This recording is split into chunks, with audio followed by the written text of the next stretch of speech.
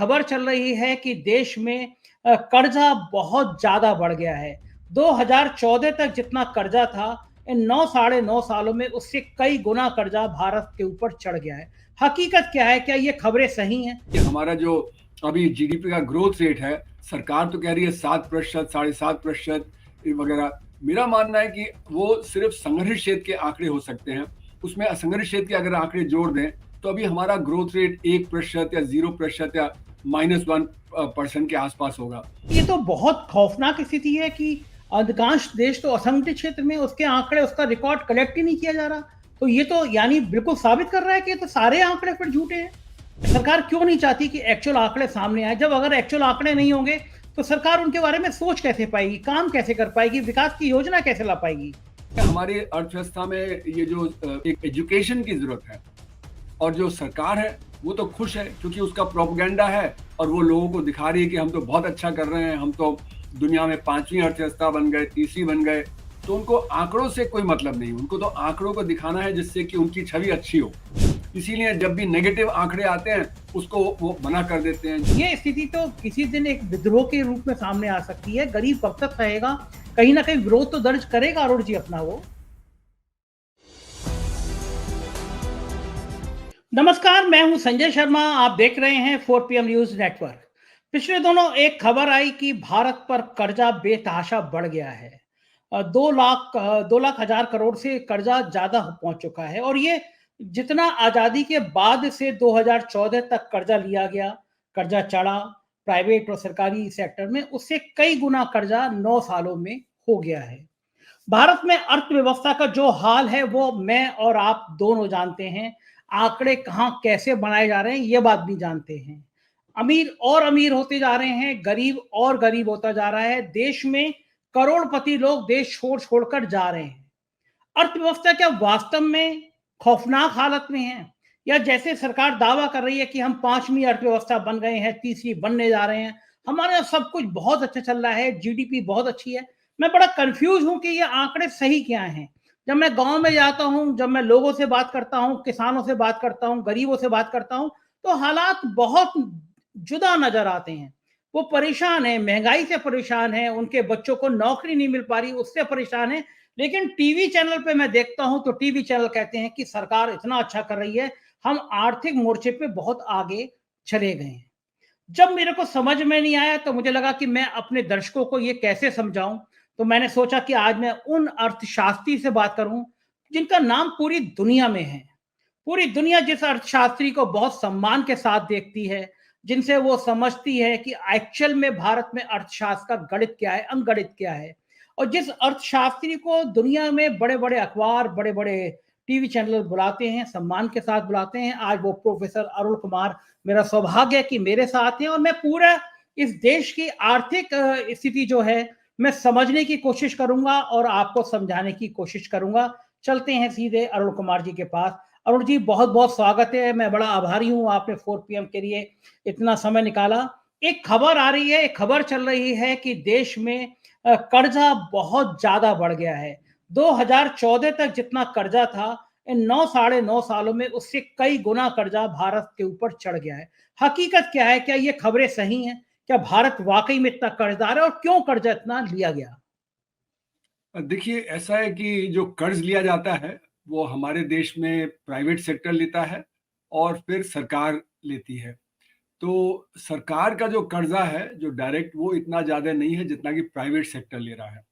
Private sector के लेने की वजह ये है कि वहाँ पे जो इंटरेस्ट रेट है वो कम रहा है।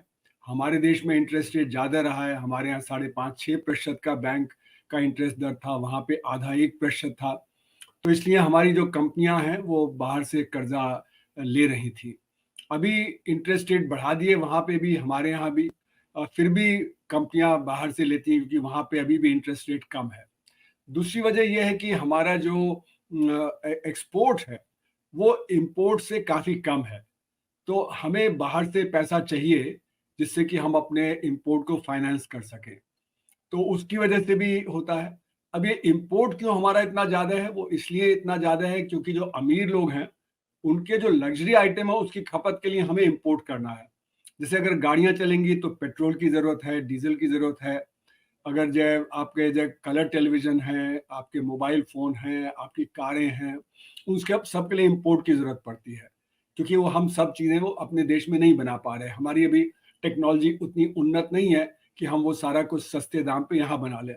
इसीलिए हम लोग चीन से बहुत ज़्यादा इम्पोर्ट करते हैं। चीन के साथ इस करीब-करीब $100 बिलियन का डेफ़िसिट है हमारा। तो जो हमारे इम्पोर्ट और एक्सपोर्ट के बीच में जो अंतर है, जो हमारा डेफ़िसिट है, उसको भी फाइनेंस करने के लिए डॉलर आने ज़रूरी हैं। तो वो डॉलर आते हैं हमारे पोर्टफोलियो इन्वेस्टमेंट जो स्टॉक मार्केट में लगता है, जो डायरेक्ट इन्वेस्टमेंट है जो हमारे देश में कंपनियों में लगता है, तो वो भी एक तरह से कर्ज़ है।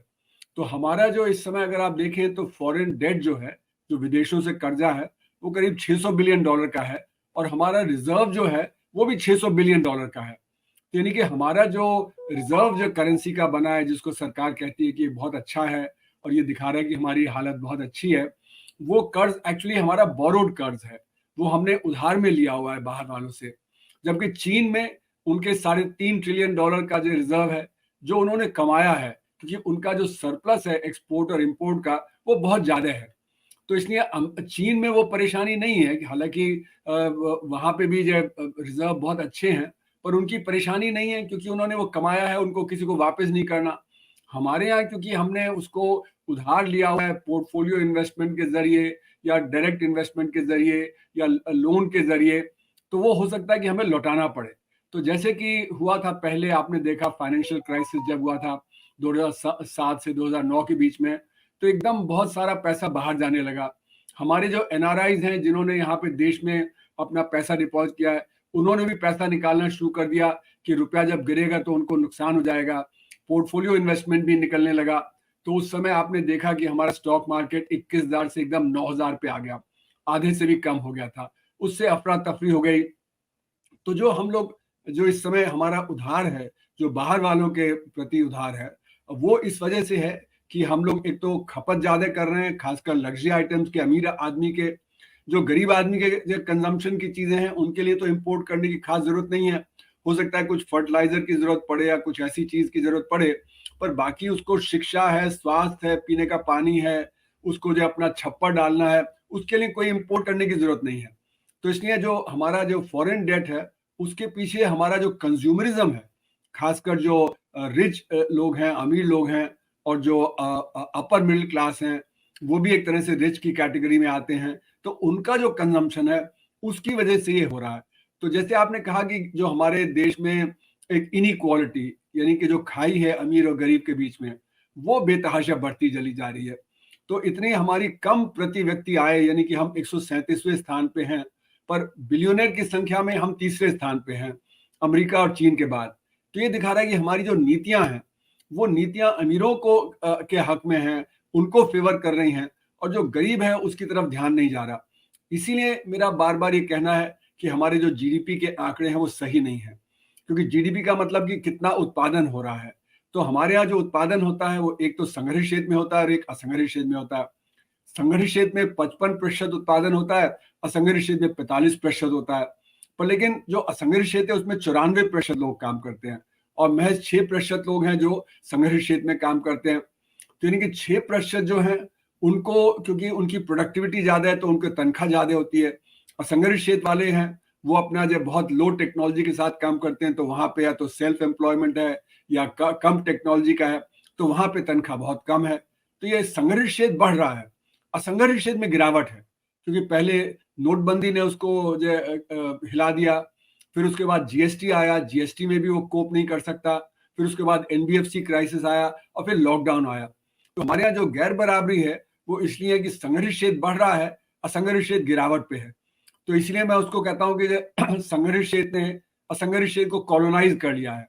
और हमारे डेटा में भी जो हमारा क्वार्टरली डेटा आता है जीडीपी का, उसमें भी हम कैसे नापते हैं, हम नापते हैं संगठित क्षेत्र के डेटा के आधार पे। असंगठित क्षेत्र का डेटा तो 5 साल में एक बार आता है। पिछली बार 2015 में उसको नापा गया, उसके बाद फिर उसको नापा नहीं गया। अब 2015 का जो डेटा है तो गलत हो गया, क्योंकि तब से तो असंगठित क्षेत्र गिरावट पे है। फिर जो दूसरा हिस्सा हमारे असंगठित क्षेत्र का है, कृषि है, तो कृषि में भी डेटा बराबर नहीं आता है। आप देखें तो कृषि में भी क्या होता है कि ये मान लिया जाता है कि जो हमारा टारगेट था वो फुलफिल हो गया। जबकि अक्सर ऐसा होता है कि टारगेट हमारा फुलफिल नहीं हुआ। इसीलिए आप देखेंगे पिछले साल एकदम से गर्मी हो गई थी, मार्च अप्रैल में तो गेहूं की फसल कम हो गई थी। जुलाई में बारिश देर हुई तो जो पैडी की है, जो चावल की फसल है, वो कम हो गई थी। इसी तरह इस साल भी परेशानी है क्योंकि एल नीनो चल रहा है, तो ये हो गया। तो इसीलिए आप देखेंगे कि हमारे जो आंकड़े हैं कृषि के भी, वो सही नहीं लग रहे, क्योंकि सरकार ने बैन कर दिया उनके एक्सपोर्ट पे, उनके स्टॉक होल्डिंग पे, फिर भी दाम गेहूं के, चावल के बढ़ते चले जा रहे हैं। इसका मतलब है उत्पादन उतना नहीं था जितना सरकार कह रही है।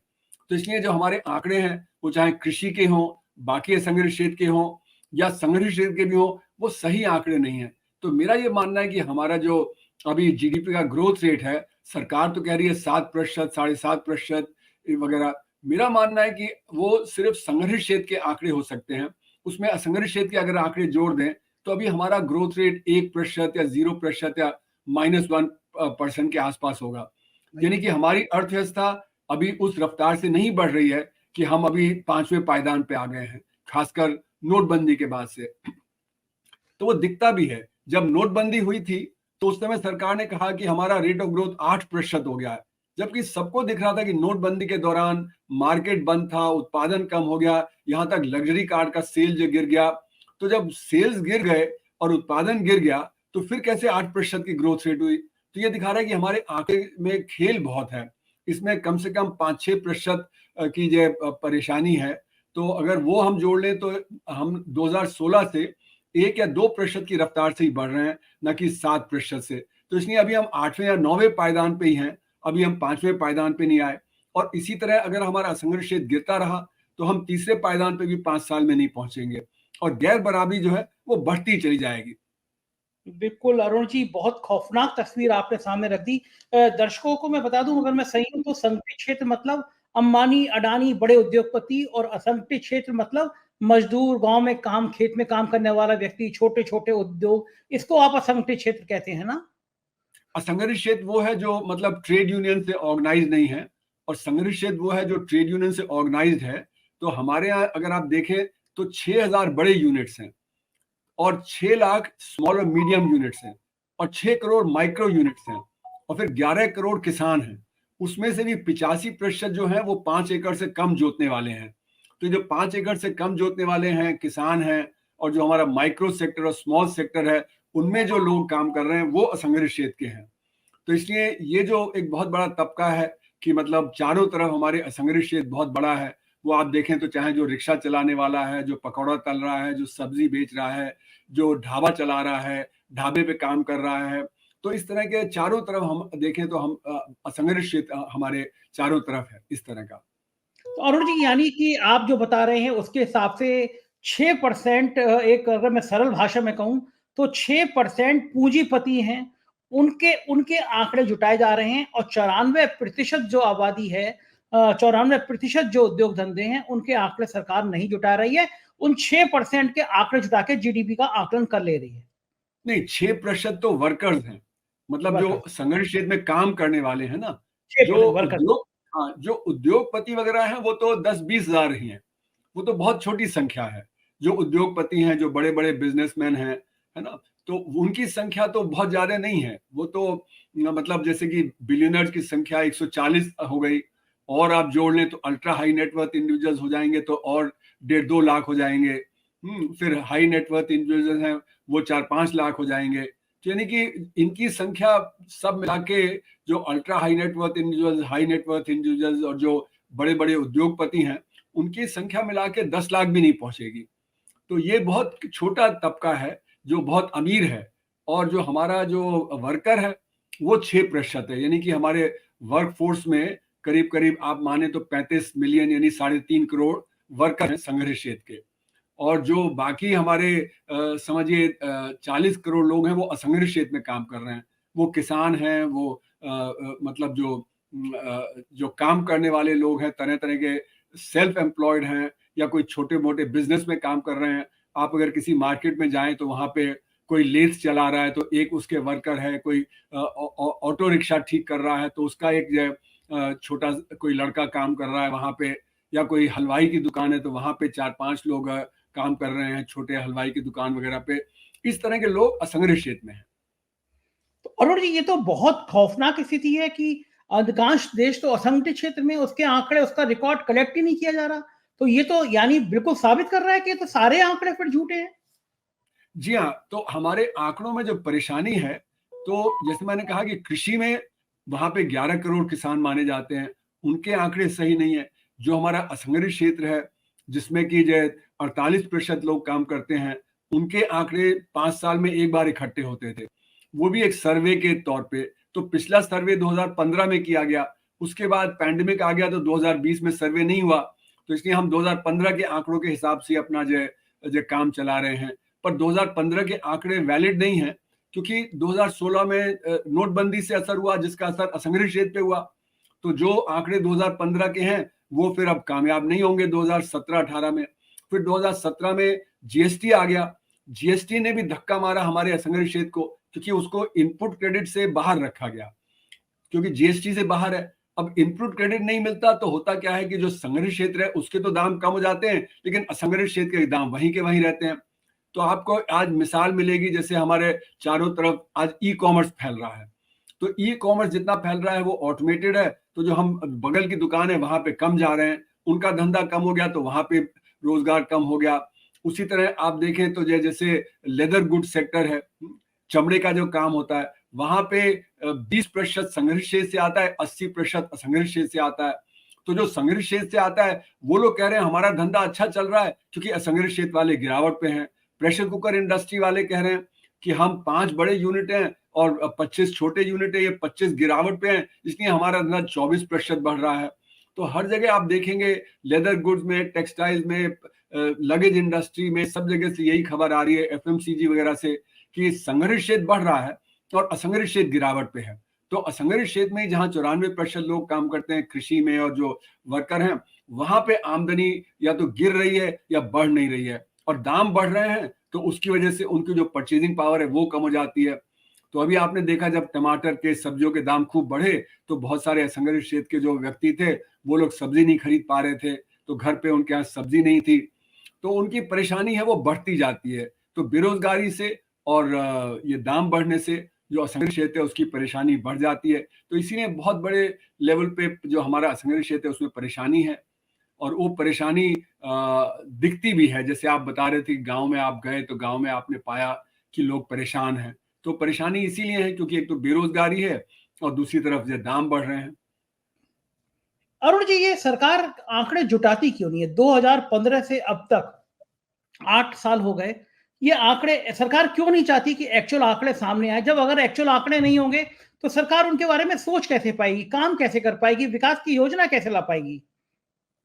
ऐसा है कि देखिए सरकार ने क्या किया है कि वो संगठित क्षेत्र को आगे कर रही है, वो डिजिटाइजेशन कर रही है, जीएसटी कर रही है, वो कह रही है कि हम इनको फॉर्मलाइज करेंगे।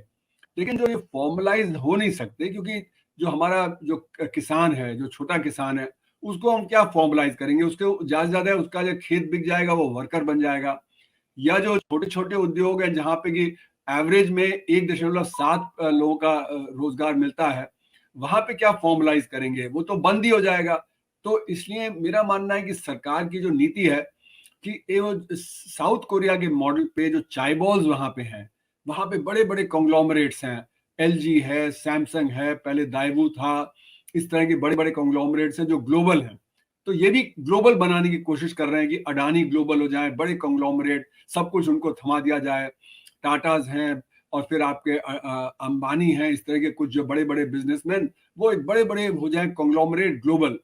लेकिन आप देखेंगे कि जो वहां पे साउथ कोरिया में चाइबॉल्स हैं, बड़े बड़े कॉन्ग्लोमरेट्स हैं, वो टेक्नोलॉजी के आधार पे आगे बढ़े।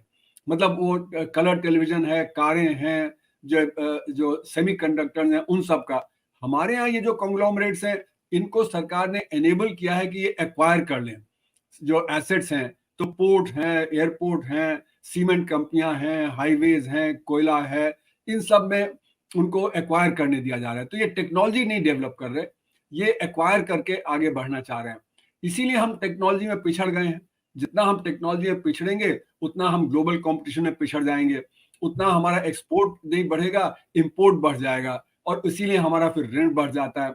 तो हमारे जो ये सरकार की नीति है कि एक तरफ कॉन्ग्लोमरेट बना दें बड़े बड़े, उनको सब कुछ थमा दें, और दूसरी तरफ 80 करोड़ लोग गरीब रहेंगे, तो उनको लाभार्थी बना देंगे, उनको 5 किलो राशन दे देंगे, उनको गैस दे देंगे, कोई साइकिल दे देगा, कोई लैपटॉप दे देगा। इस तरह से उनको लुभा के, एक तरह से ये कहा जाए तो उनको ब्राइब कर रहे हैं, रिश्वत दी जा रही है कि आप हमें वोट करो, पर उनको गरीब रखा जा रहा है। तो इसीलिए मैंने ये आंका था कि जैसे नोटबंदी में जो हमारा असंगठित क्षेत्र जो बंद होने लगा था, तो उसको 10-12 लाख करोड़ का नुकसान हुआ। फिर जीएसटी का हुआ, तो उससे भी हर साल 10-12 लाख करोड़ का नुकसान हो रहा है हमारे असंगठित क्षेत्र को। तो अगर आप भी देखें तो पिछले 7 साल में उनको करीब 75 लाख करोड़ का नुकसान हो गया है। और उनको लाभार्थी के तौर पे कितना मिल रहा है? 3-4-5 लाख करोड़। एवरेज में अगर 4 लाख करोड़ भी जोड़ लें तो 7 साल में उनको 28 लाख करोड़ मिला। तो उनका नुकसान हुआ 75 लाख करोड़ का, और जो उनको मिला वो सिर्फ 25 से 28 लाख करोड़ मिला। तो वो उनको दिखता नहीं है, क्योंकि उनके हाथ में जो आ रहा है वो तो दिख रहा है, पर जो उनका जो यूनिट बंद हो गया, जो उनकी बेरोजगारी हो गई, जिससे उनका उत्पादन बंद हो गया, वो उनको नहीं समझ में आता है। वो तब तक नहीं समझ में आएगा जब तक कि कोई उनको बताएगा नहीं, जो कोई ऑपोजिशन पार्टीज हैं, विपक्ष की पार्टियां हैं, वो कैंपेन करेंगी, वो उनको समझाएंगी कि देखो तुम्हारे साथ ये गलत हुआ है, और तुमको जो लाभार्थी के तौर पे मिल रहा है वो तो कुछ भी नहीं है जितना तुम्हारा नुकसान हुआ है। तो इसलिए हमारी अर्थव्यवस्था में ये जो एक एजुकेशन की जरूरत है, और जो सरकार है वो तो खुश है क्योंकि उसका प्रोपेगेंडा है, और वो लोगों को दिखा रही है कि हम तो बहुत अच्छा कर रहे हैं, हम तो दुनिया में 5वीं अर्थव्यवस्था बन गए, 3री बन गए। तो उनको आंकड़ों से कोई मतलब नहीं, उनको तो आंकड़ों को दिखाना है जिससे कि उनकी छवि अच्छी हो। इसीलिए जब भी नेगेटिव आंकड़े आते हैं उसको वो मना कर देते हैं। जैसे कि बेरोजगारी के आंकड़े आए थे पैंडेमिक के पहले कि हम 45 साल की चरम सीमा पे पहुंच गए हैं, तो उनको उन्होंने नकार दिया। उसी तरह कंजम्पशन के आंकड़े आए तो उसको भी उन्होंने नकार दिया। तो ये सरकार वही आंकड़े दिखाना चाहती है जो आंकड़े उनको लगता है उनकी छवि बढ़ाएंगे। तो इसीलिए जीडीपी के आंकड़े भी बढ़ा चढ़ा के दिखाते हैं, और इसीलिए आपने देखा कि जीडीपी के आंकड़ों पे बहुत ज्यादा गड़बड़ी हुई, क्योंकि जब नए आंकड़े आए तो सरकार ने जो पहले के आंकड़े हैं वो नहीं दिए। फिर जब एक कमेटी ने बताया कि पहले ज्यादा ग्रोथ थी यूपीए के दौर पे, तो सरकार ने उसको रिजेक्ट कर दिया। फिर नीति आयोग को कहा कि आप जो आंकड़े इकट्ठा करिए, जो नीति आयोग का काम नहीं है। पर नीति आयोग ने दिखाया कि नहीं, एनडीए की सरकार में ग्रोथ ज्यादा हुई बनस्पत यूपीए की सरकार को, तो उसको एक्सेप्ट कर लिया। तो इसी तरह से ये जो डेटा के साथ खिलवाड़ हो रहा है, और जो असलियत है वो सामने नहीं आ रही। और इसीलिए सरकार खुश है कि हम तो जनता को ही दिखा रहे हैं कि सब कुछ अच्छा चल रहा है। अरुण जी, लेकिन ये देश के लिए तो बड़ी खौफनाक हालात हैं, क्योंकि प्रैक्टिकल जमीनी स्तर पर धरातल में तो ये सब दिख रहा है सामने। उनको आप 5 किलो राशन दे रहे हैं, लेकिन जब मैं गांव में जाके बात करता हूं तो गांव वाले कहते हैं इधर से देकर उधर से ले लेती है सरकार। हमें सिलेंडर दिया, हम दोबारा भरवा नहीं पाए, सिलेंडर इतना महंगा हो गया, हमारे पेट्रोल डीजल की कीमतें इतनी बढ़ गई, हमारी गेहूं राशन की, बाकी चीजों की, सब्जियों की कीमत बहुत बढ़ गई। तो जो धरातल पर है वो तो स्थिति कहीं ना कहीं सामने फेस आएगी ना। टीवी चैनल भले ही दिखाते रहते होंगे, अमीर और अमीर होता चला जाएगा, गरीब और गरीब होता जाएगा। अरुण जी, मैं आपको एक छोटा सा उदाहरण बताता हूँ। मैं कभी कभी प्रयोग के तौर पे देखता हूँ कि मार्केट की स्थिति क्या है। मैं एक मोबाइल कंपनी के यहाँ गया, दुकान पे गया, मेरा दोस्त है वो, एप्पल 15 लॉन्च हुआ था। मैंने कहा क्या स्थिति है, कितने लोग खरीद रहे हैं? वो बड़ा खुश हुआ, बोला भाई साहब लाइन लग गई है, बहुत सब बड़ी ज्यादा बिक्री हो रही है। तो मैंने कहा यार फिर तो बहुत अच्छा चल रहा है देश। खामखा में लोग कहते रहते हैं कि देश की अर्थव्यवस्था खराब है, जब इतनी ज्यादा बिक्री एप्पल की हो रही है। बोले सर एप्पल की तो बिक्री हो रही है, लेकिन जो 5,000 रुपए के फोन हमारे महीने में बहुत बिकते थे, वो 70% कम हो गए। वो 5 और 6 हजार फोन खरीदने वाले गायब हो गए, खरीद ही नहीं रहे हैं फोन। तो मुझे समझ में आया कि जो आप कह रहे हैं कि अमीर अमीर हो रहा है, गरीब के पास पैसा नहीं है, ये स्थिति तो किसी दिन एक विद्रोह के रूप में सामने आ सकती है। गरीब कब तक रहेगा? कहीं ना कहीं विरोध तो दर्ज करेगा अरुण जी अपना वो। नहीं, ऐसा देखिए, गरीबी तो देश में बहुत अरसे से है।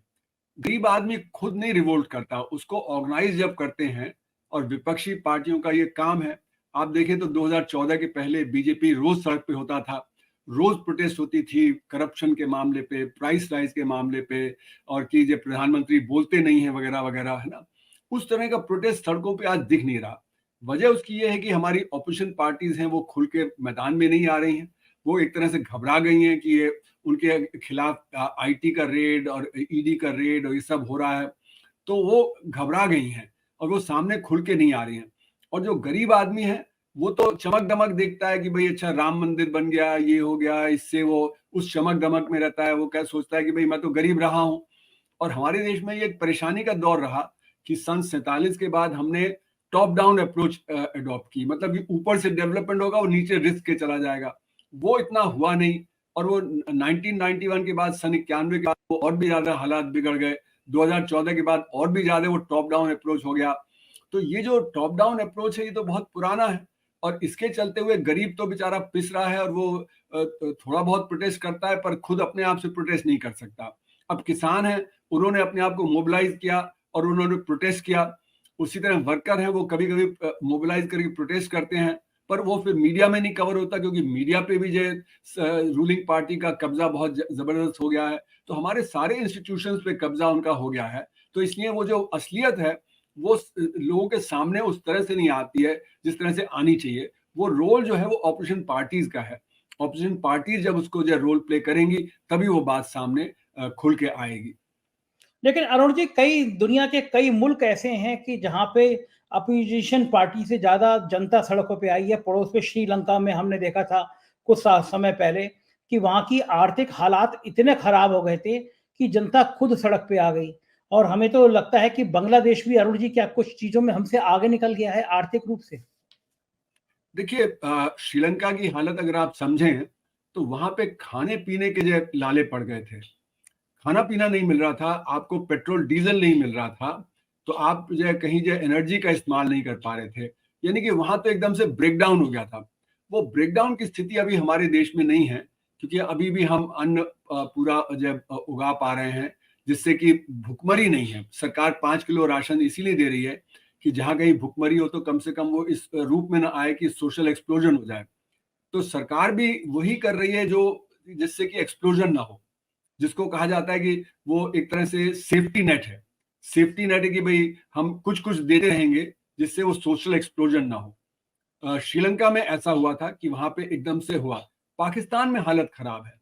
पाकिस्तान में भी एक फेलिंग स्टेट की वजह से वहां पे भी दाम बहुत तेजी से बढ़े, उनके जो रुपए में गिरावट हुई वगैरह वगैरह। बांग्लादेश ने अपनी अर्थव्यवस्था बेटर मैनेज की, लेकिन बांग्लादेश में भी परेशानी है। इस समय इलेक्शन आने वाले हैं, वहां पे भी ऑपोजिशन काफी स्ट्रांगली प्रोटेस्ट वगैरह कर रहा है। हमारे देश में वो स्थिति नहीं हुई जो श्रीलंका की, क्योंकि हमारी अर्थव्यवस्था बहुत बड़ी है। हम मतलब तरह तरह की चीजें पैदा करते हैं और एक दो चीजों पे निर्भर नहीं करते। श्रीलंका में वो निर्भर करते थे टूरिज्म पे और एक दो चीजों पे। अब जैसे ही पैंडेमिक हुआ, टूरिज्म कोलैप्स हो गया, तो इसलिए उनका जो मेजर अर्निंग था वो खत्म हो गया। फिर उन्होंने क्या किया कि उन्होंने ऑर्गेनिक फार्मिंग के लिए कहा, तो ऑर्गेनिक फार्मिंग के लिए तैयारी नहीं की, और वहां पे उत्पादन कम हो गया एकदम से खाने पीने का, तो वो डबल उनके यहाँ जो है परेशानी आई। उस तरह की परेशानी अभी हमारे यहाँ नहीं है। पर लेकिन जैसे कि बीजेपी ने किया 2014 के पहले, जो जो मुद्दे थे पब्लिक के, वो उन्होंने तुरंत स्ट्रीट पे लेके आए। अभी ऐसा नहीं हो रहा हमारे देश में। जैसे आप यूपी में बता रहे हैं, आपने जाके वहां पे आप घूमे, आपको जो पता लगा, पर जो क्या वहां पे पार्टियां जो हैं, बड़ी पार्टियां जो यूपी में हैं, क्या उस पर कैंपेन कर रही हैं? मुझे ऐसा नहीं दिख रहा कि वो कैंपेन कर रही हैं। तो कैंपेन करना बहुत जरूरी है, लोगों को मोबिलाइज करना, उनको समझाना कि आज की स्थिति क्या है और कैसे ये गैर बराबरी बढ़ रही है। और सरकार कुछ लोगों के लिए सब कर रही है, लेकिन आम जनता के लिए नहीं कर रही है। आम जनता तो एक तरह से इनविजिबलाइज हो गई है, वो तो अदृश्य हो गई है उनके डेटा में और उनकी पॉलिसी में। तो इसलिए पॉलिटिकल पार्टीज का, खासकर डेमोक्रेसी में, बहुत बड़ा रोल होता है। वो रोल आज नहीं कोई प्ले कर रहा। ठीक बात है अरुण जी। मैं एक चीज और पूछना चाहूंगा मैं आपसे। चाइना को लेके हमारे रिश्ते बहुत खराब हैं। उन्होंने हमारे गलवान घाटी में बहुत सैनिक मार दिए, और जो भक्त वाली टोली है वो दिन भर चाइना में गाली देती रहती है चाइना को। लेकिन आप बता रहे हैं कारोबार हमारा चाइना से बहुत अच्छा हो रहा है। ये क्या हकीकत है? देखिए, चाइना टेक्नोलॉजी में बहुत आगे निकल गया है। वो आज अमेरिका तक को मात दे रहा है कुछ क्षेत्रों में, और इसीलिए अमेरिका ने बैन लगा दिया है हाई टेक्नोलॉजी चाइना को देने से। और अपने जो वहाँ पे जो हाई टेक्नोलॉजी में काम करने वाले लोग थे, उनको उन्होंने वापस अमेरिका में बुला लिया है। तो जिसके पास टेक्नोलॉजी होती है वो वैश्वीकरण में आगे चलता है। तो हमारे जैसे कि आप देखें, कल्चरल आइटम्स भी आज चीन से सप्लाई हो जाते हैं। वो गणेश की मूर्ति हो, वो लटई हो, मांझा हो, पतंग हो, गुलाल हो, पिचकारी हो, लाइट्स हैं, खिलौने हैं, वो सब वहां से आ रहे हैं। तो इसलिए आ रहे हैं क्योंकि वो टेक्नोलॉजी उनके पास उन्होंने याद की है। और उनका स्केल ऑफ इकोनॉमी जो है, जिस लार्ज लेवल पे वो प्रोड्यूस करते हो तो सस्ता माल प्रोड्यूस करते हैं। उसके लिए उन्होंने R&D पे बहुत खर्च किया है। अगर आप देखें तो उनका R&D का एक्सपेंडिचर जो है वो GDP का 3% है, हमारे यहाँ 0.7% है, तो हमसे 4.5 गुना ज्यादा है। और उनकी अर्थव्यवस्था हमसे 5 गुना बड़ी है, तो एक तरह से करीब 22 गुना हमसे ज्यादा R&D में खर्च कर रहे हैं। और वो पिछले 30 साल से R&D को डेवलप कर रहे हैं। हमारे यहाँ वो R&D पे डेवलपमेंट नहीं हो रहा है, तो इसलिए हमको सब कुछ इंपोर्ट करना पड़ रहा है। और वहां से क्योंकि सस्ता माल आता है चीन से, और वो चीन एक तरह से मैन्युफैक्चरिंग हब हो गया है दुनिया का, तो वहां से जो सस्ता माल आता है उससे हमारा उत्पादन बढ़ रहा है। उसी से हमारे जैसे मोबाइल फोन हो गए, हमारी दवाओं को बनाने के लिए API हो गए, हमारे जो ऑटोमोबाइल सेक्टर के कंपोनेंट्स हो गए, और जो इलेक्ट्रॉनिक आइटम्स हो गए, ये सब हाई टेक्नोलॉजी आइटम। हम जो उनको जो भेजते हैं वो कच्चा माल भेजते हैं, हम उनको हाई टेक्नोलॉजी आइटम नहीं भेज रहे, क्योंकि हम उसमें अभी उतने कॉम्पिटेटिव नहीं हुए हैं। तो इसलिए हमारी स्थिति वो है कि हमें वहां से अगर ना जो हम सामान उठाएं, तो हमारे बाकी एक्सपोर्ट भी हैं वो कम हो जाएंगे, क्योंकि फिर हमारे दाम बढ़ जाएंगे। अगर हम कहीं और से माल मंगाते हैं तो हमारे दाम बढ़ जाएंगे। तो चीन के साथ इतनी दुश्मनी होते हुए भी, इतना जो खराब रिश्ता होते हुए भी, हमको वहां से इंपोर्ट करना पड़ रहा है, जिससे कि हमारा बाकी जो एक्सपोर्ट हो रहा है बाकी और दुनिया के देशों में, वो एक्सपोर्ट चलता रहे। तो हमारी निर्भरता इसीलिए है क्योंकि हमने टेक्नोलॉजी पे ध्यान नहीं दिया। अब टेक्नोलॉजी पे ध्यान देने के लिए हमें शिक्षा पे ध्यान देना पड़ेगा। जब तक कि हमारा शिक्षा पद्धति ठीक नहीं होगी, अभी हम देखते हैं कि एसर की रिपोर्ट आती है, वो बताती है कि गांव के स्कूलों में 5वीं जमात के बच्चे दूसरी जमात की पढ़ाई लिखाई और गणित नहीं कर पाते हैं, तो वो फिर ड्रॉप आउट कर जाएंगे, वो 8वीं से आगे जा ही नहीं सकते हैं। उसी तरह हमारे जो शहर के स्कूल हैं वहां पे भी परेशानी है, क्योंकि हम रट्टा मार के सीखते हैं, न कि जो समझ के सीखते हैं। तो जो हमारे जो हायर एजुकेशन में, स्कूल एजुकेशन में जो परेशानी है, उसके चलते हुए हमारे रिसर्चर्स भी बहुत अच्छा नहीं करते। और जो अच्छे रिसर्चर होते भी हैं वो अमेरिका चले जाते हैं, वो जर्मनी चले जाते हैं, वो ब्रिटेन चले जाते हैं। तो हमारे यहाँ रिसर्च पे जो तवज्जो देनी चाहिए थी पिछले 50 साल से, वो हमने 50 साल से दी नहीं है, और इसीलिए हम पिछड़ते चले जा रहे हैं, और इसलिए हमें हमारी निर्भरता दूसरे देशों के ऊपर बढ़ती चली जा रही है। इसीलिए जैसे RCEP है, जो रीजनल कोऑपरेशन का एक वो जरिया था, उसमें हम गए सिग्नेचर करने, लेकिन आखिरी मिनट पे हमने विड्रॉ कर लिया, क्योंकि फिर चीन उसमें डोमिनेट कर रहा था। और चीन के ऊपर डोमिनेट करने का मतलब कि हम और उसमें फंस जाते। तो अब देखिए, हम अंदर होते तो चीन डोमिनेट कर रहा है, बाहर है तो उन्हीं देशों से ट्रेड करना पड़ रहा है, तो भी हमारा नुकसान है। तो टेक्नोलॉजी होती तो हम भी कॉम्पिटिटिव होते, हम भी जो कम्पीट कर सकते थे। अभी आप देखिए, फ्री ट्रेड एग्रीमेंट हुए हैं, चाहे वो एशियान से हुए हों या अभी ब्रिटेन के साथ चल रहा है, तो वो हम जैसे ही हमने एशियान के साथ फ्री ट्रेड एग्रीमेंट किया, हमारा डेफिसिट और बढ़ गया, क्योंकि वो तो उसका फायदा उठा पाए, हम उसका फायदा नहीं उठा पाए। अभी ब्रिटेन के साथ चल रहा है 1.5-2 साल से कि हम फ्री ट्रेड एग्रीमेंट करेंगे, लेकिन वहां पे समझौता नहीं हो पा रहा, क्योंकि अभी हमें खतरा है कि एक बार वो हो गया तो फिर हमें नुकसान हो जाएगा। तो जब तक कि हम R&D पे, शिक्षा पे, इन पे ज्यादा खर्च नहीं करेंगे, तब तक हमारा जो परेशानी जो वैश्वीकरण की बढ़ती चली जाएगी। और वो उसके लिए सरकार को सही नीतियां अपनानी पड़ेगी, लेकिन सरकार हर बात जो शिक्षा पे जो खर्चा होता है उसको कटौती कर देती है। पब्लिक सेक्टर का जो R&D होता है उसको भी जो वो दरकिनार कर देती है, कि जैसे ही उसको कोई दिखता है, हमारे यहाँ क्रोनी कैपिटलिज्म इतना है कि कोई बाहर से कोई आता है तो वो हमारी टेक्नोलॉजी डेवलपमेंट को कमजोर कर देता है। तो इस तरह से हमें अपने जो पब्लिक सेक्टर है वहां पे टेक्नोलॉजी डेवलपमेंट तेज करना चाहिए। हमारी जो लैब्स हैं, हमारी जो यूनिवर्सिटीज हैं, पर यूनिवर्सिटीज की ऑटोनॉमी खत्म कर दी जाती है, और जो यूनिवर्सिटीज अच्छा कर रही हैं उनको भी एक तरह से आप पछाड़ देते हैं, वहां पे तरह तरह से दबाव डाल के उनको भी प्राइवेटाइजेशन के मॉडल में ले आते हैं, तो वहां पे भी रिसर्च नहीं हो रही है। तो हमारे यहाँ R&D का जो सिस्टम है वो बहुत कमजोर है। इंडस्ट्री तो प्राइवेट इंडस्ट्री कर नहीं रही, पब्लिक सेक्टर जो इंडस्ट्री है उसको आप करने नहीं दे रहे, यूनिवर्सिटीज जो है वहां पे परेशानी आपने तरह तरह से क्रिएट कर दी है। तो इसलिए हम इस वैश्वीकरण के दौर में पिछड़ते जा रहे हैं। आखिरी सवाल अरुण जी, क्या ऐसी खतरनाक बात है जिस पे भारत सरकार को चेत जाना चाहिए आर्थिक मोर्चे पे, वरना आने वाले दिनों में हमारे हालात बहुत खराब हो सकते हैं? ऐसी कौन सी बात है? देखिए, सबसे बड़ी जो हमारे यहाँ समस्या है वो बेरोजगारी की है। यूथ में जबरदस्त बेरोजगारी है, और उसमें हताशा और निराशा बहुत है। तो ये जो 15 से 64 साल की उम्र के होते हैं लोग, वो हमारे वर्क फोर्स में होते हैं। वो हमारे जो वर्कफोर्स में है उनको काम सही नहीं मिल रहा है। तो अभी हम लोगों ने रिपोर्ट जारी की थी, उसमें दिखाया था कि 32 करोड़ के पास तो कोई ढंग का काम है, लेकिन 28 करोड़ के पास ढंग का काम नहीं है। और हर साल करीब 2.4 करोड़ बच्चे मार्केट में आते हैं वो काम के लिए। अब काम नहीं मिलता तो इम्तिहान पे इम्तिहान लेते रहते हैं 4 साल, 5 साल, 6 साल, या फिर वो कोई और चीज़ करते हैं कि अपना तो उससे हताशा, निराशा यूथ में बहुत है।